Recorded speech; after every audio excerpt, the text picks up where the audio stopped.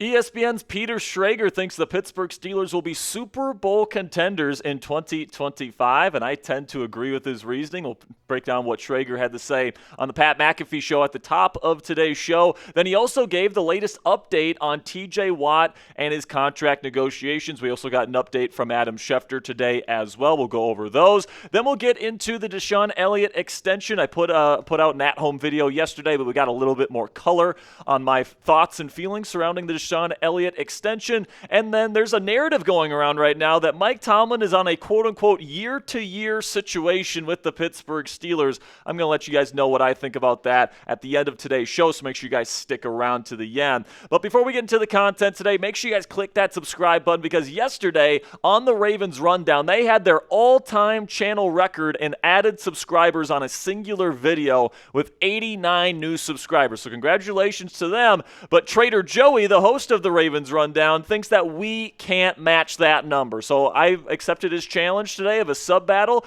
So today, if we can get up to 90 new subscribers on today's show, we will officially beat the Baltimore Ravens. We have never lost a battle with Ravens Rundown, so the pressure is on right now, guys. If you haven't clicked that subscribe button yet, help us beat the Ratbirds right now by clicking that thumbs up icon. And if you're a real one and you've already clicked that subscribe button, unfortunately, you can't help us. But the people that haven't clicked that subscribe button yet and joined the Steelers Talk family yet, now is the time to click that subscribe button for free and informative Steelers content on this channel every single day. All right, now let's get into Peter Schrager here from ESPN, who had an appearance on the Pat McAfee show earlier today, and he has been absolutely clear, and he has been shouting it from the mountaintops this week on whatever ESPN show he can go on, that he believes with Aaron Rodgers at quarterback, the Pittsburgh Steelers are Super Bowl contenders in 2025. This is what Schrager had to say earlier today. God forbid that you can have some positive talk in June about Aaron Rodgers. I know everyone's got their issues with the guy, and they didn't like the fact that they had to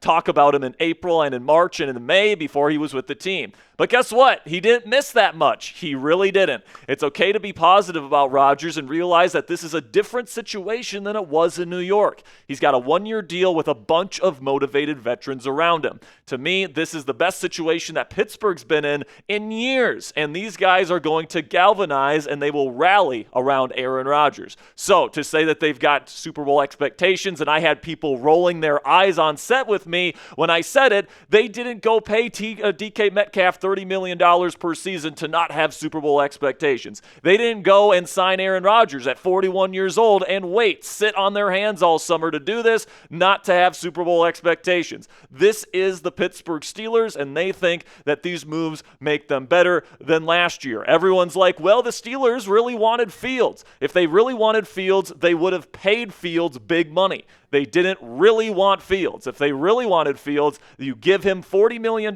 per season, and we're there. They didn't, and they didn't offer him that. Aaron Rodgers at $10 million a year with incentives that can get him to $20 million, it's a great value. And they're rolling the dice and saying, we're tired of being mediocre. This guy might take us over the top. And I absolutely love that Peter Schrager is standing on business at ESPN, because there's a lot of people, Dan Graziano, Dan Orlovsky, Mike Tannenbaum, all those clowns are saying that the Pittsburgh Steelers are not going to be successful with Aaron Rodgers at quarterback. The guy that is really championing the cause of the Pittsburgh Steelers and really standing behind the Steelers in their decision in getting Aaron Rodgers has been Peter Schrager. And I really agree with all of his points. Everything that you saw in that quote from Schrager today is everything that I have been saying on this channel over the last several weeks and even months at this point. I think that the Steelers feel like that they are close. They feel like that if Aaron Rodgers can come in and play a pretty decent level of quarterback, that they can compete for a Super Bowl championship. And no, they did not want Justin Fields, at least not over Aaron Rodgers. If they would have wanted him over Rodgers, they would have been willing to pay him more money,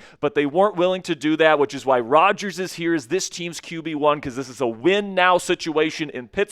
Schrager understands that because Schrager knows ball, and he tends to agree with me on the state of the Pittsburgh Steelers as it currently sits right now. So what say you guys? Let me know down there in the comment section. Is Pittsburgh a Super Bowl contender with Aaron Rodgers as their starting quarterback this year? Give me a yes or a no for today's pinned question. In just a second here, I'm going to tell you about our sponsor today at Mando Whole Body Deodorant. And while I'm talking about Mando today, simply give me a yes or a no down there in the comment section for today's pinned pinned question. And with that, let's have word from our sponsor today at Mando Whole Body Deodorant. And guys, it's getting hotter outside, and it's starting to get to the point of the year where you just have to walk outside and you're feeling like you're instantly drenched in sweat if you don't have the right deodorant on your body. If you have problems battling the heat and humidity, I have great news for you because Mando has just launched something that takes sweat control to the next level. Introducing the Mando Deodorant Plus Sweat Control Solid Stick. It's double protection. Finally, you get the odor control you love with Mando plus powerful sweat control.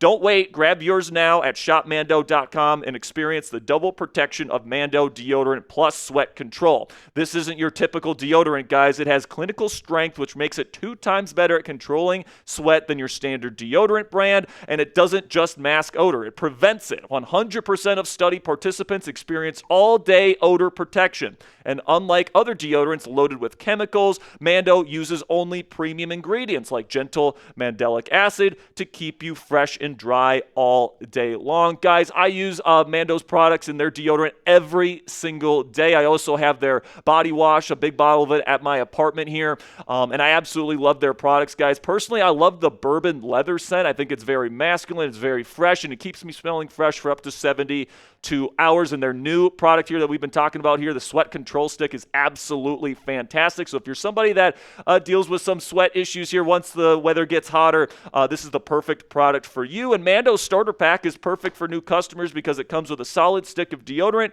cream tube deodorant, 2 free products of your choice like mini body wash and deodorant wipes, plus free shipping. And as a special offer for our listeners, new customers get 20% off site-wide with our exclusive code. Use code CHAT at shopmando.com for 20% off site-wide plus free shipping. That's shopmando.com. Please support our show and tell them that we sent you. Mando's got you covered with deodorant plus sweat control. Say goodbye to sweat stains and hello to long-lasting freshness with our friends at Mando Whole Body Deodorant today.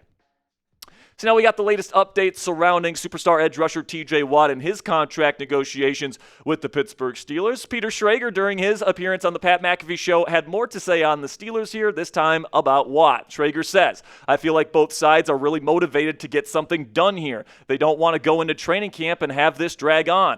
The Rodgers domino fell. DeShon Elliott's a nice player to have, but this was always going to be, let's get Rodgers and Cam, and I think the TJ Watt deal has to get done. I'm told both sides want to get it done, obviously. TJ Watt's going to want a certain amount of money. The question is it a game of chicken where it's okay, TJ Watt takes a deal that the Steelers offer, and then a week later Micah Parsons blows his deal out of the water, and we're in the same place that we were beforehand. And now with what Myles Garrett and Maxx Crosby got this offseason, you're dealing with TJ Watt and Micah Parsons, who both believe they should be at the top of the market. It could be more of a game of chicken between those two more than the teams themselves. So I think this is a very interesting point from Schrager here, another insightful point from him here where, obviously there's that game of chicken between TJ Watt and the Pittsburgh Steelers. The Steelers have their number, Watt has his number, but there's also a game of chicken between TJ Watt and Micah Parsons, who, Micah has gone public, and has gone on podcasts and shows and all this different stuff to call TJ Watt overrated. I guarantee you TJ does not want to be making less money than Micah Parsons, even though he is older. So it's going to be interesting to see who gets their deal done first. For the Steelers' sake, I hope that they get their deal done with TJ done first, because I don't want them to have to pay more than what the Cowboys are eventually going to be paying Micah Parsons, but it's going to be interesting to see how everything plays out. We also got an update from ESPN's Adam Schefter today, who says that he expects that TJ Watt's deal will be less than Micah Parsons' deal. This is what Schefter had to say on the negotiations. TJ Watt, I think, will be in the Maxx Crosby, Myles Garrett range at $35.5 million per year to $40 million per season, somewhere in there. Micah Parsons, I expect to be the highest paid defensive player in NFL history.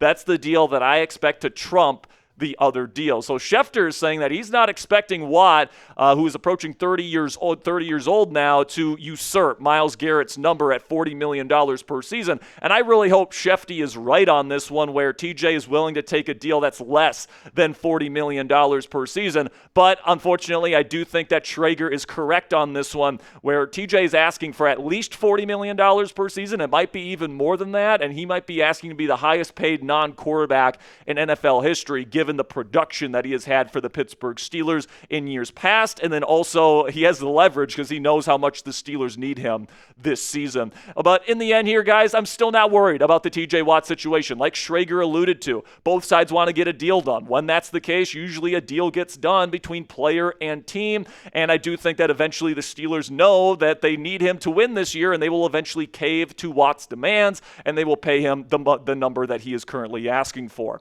So before we get into some final topics to finish up today's show, if you're having a good time on today's show, you want to help us out here at Steelers Talk, go ahead and click that thumbs up icon if you haven't already. Really do appreciate all of your guys' support. So now I want to put some more color on the DeShon Elliott situation and the extension that he got yesterday. Yesterday I put out an at-home video late at night, kind of breaking down my initial thoughts. But I do want to talk about this a little bit more because you do give him that $12.5 million extension over the next 2 seasons for somebody that was a really good player for them last year. Now, not a ton of flashy stats. He did have over 100 tackles, which is pretty darn good for a box safety, but he did have 1 interception and then 6 PBUs. It wasn't the most flashy player in the world, but anybody that watched the Steelers defense last year knows DeShon Elliott is always around the football, and he's one of the most reliable tacklers in all of football. I think this was a good post on X from Alex Kozora from Steelers Depot last night saying, per Pro Football Reference, 53 players had 100-plus tackles last year.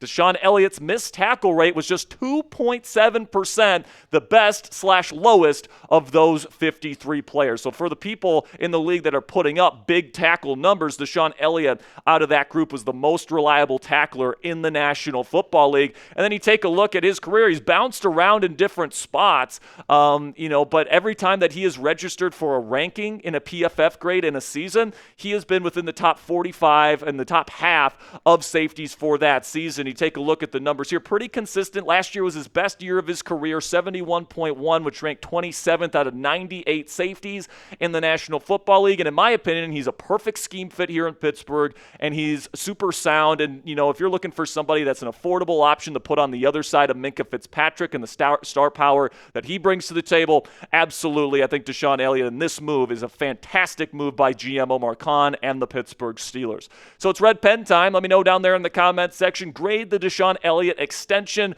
of 2 years, $12.5 million over those 2 seasons to keep him in Pittsburgh for the next 3 seasons. Give me an A, a B, a C, a D, or an F. For me, this is an easy A grade. Now, I'll finish up today's show with a little bit of a narrative here that I'm seeing throughout the Steelers internet, Steelers Twitter, all this different stuff. And that is a narrative that Mike Tomlin is apparently on a quote-unquote year-to-year situation with the Pittsburgh Steelers, where he kind of has an understanding with Pittsburgh where he might leave after any given season. Now, I don't think that this is necessarily true. Mike Tomlin loves his job. He loves coaching for the Pittsburgh Steelers. And I really don't think that his focus is on the future. I think that his focus is really on a year-to-year basis. So in terms of that, it's absolutely true that he's taking it year to year at this point in his journey as an NFL head coach, but he's not somebody that's actively looking to leave or he's looking for a better situation or anything like that. He did just sign a new contract extension last year, which was a 3-year extension. So, in terms of a contract situation, the Steelers aren't just like giving him 1-year contracts and then they're revisiting it every single year, as a lot of this reporting out there is seeming to suggest. But I will say this about the future of the Pittsburgh Steelers and Mike Tomlin being the head coach of this football team. This is going to be a big year, all right? Like, they understand with Cam Hayward just 2 years left, the defense is getting older. You're bringing in an older Aaron Rodgers. If this thing doesn't work out with Rodgers and the older veterans, like, that's going to give the Steelers a pretty clear avenue to reset the franchise and the organization. And I think if that's the case, they're going to approach Mike and they're going to say, hey, we might trade you. We're going to try to put you in a spot that you want to go to, but we're going to try to move on, moving it forward with probably a new starting quarterback in 2026 if this season doesn't pan out. And I really do think the marker that you have to be watching out for this year is the playoffs. If the Steelers make the playoffs, I think that Mike Tomlin will be back in 2026. If they don't make the playoffs, I think that's when the conversation will start to be had about whether or not Mike Tomlin will return in 2026 as the head coach of the Pittsburgh Steelers. All right, that is it for today's show, guys. Some really interesting topics that we talked about today. We're going to have more for you guys tomorrow on this channel, so make sure you click that subscribe button. Help us beat the Ravens rundown today to finish up today's show. And until tomorrow, guys, here we go, Steelers.